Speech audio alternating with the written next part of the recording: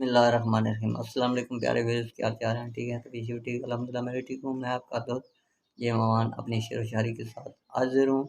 इससे पहले आप मेरी वीडियो को लाइक और मेरे चैनल को सब्सक्राइब ज़रूर कर दीजिएगा।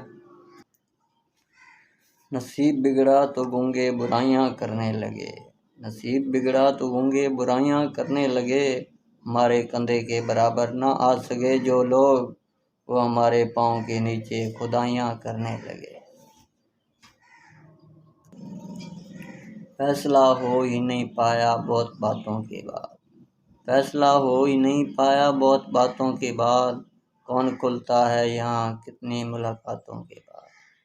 मस्जिदें सबको बुलाती हैं भलाई की तरफ, मस्जिदें सबको बुलाती हैं भलाई की तरफ। आए ना आए पुकारे तो सभी जाएंगे। इज़हार न सही इशारा तो करो कोई, हालात हालात राज का चारा तो करो कोई।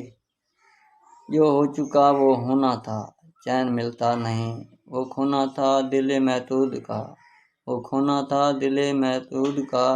कसारा तो करो कोई, इरादा मुलाकात का दोबारा तो करो कोई। तो दोस्तों मेरी शेर शायरी पसंद है, मेरी वीडियो लाइक और मेरे चैनल सब्सक्राइब ज़रूर कर दवाएं। अस्सलाम वालेकुम।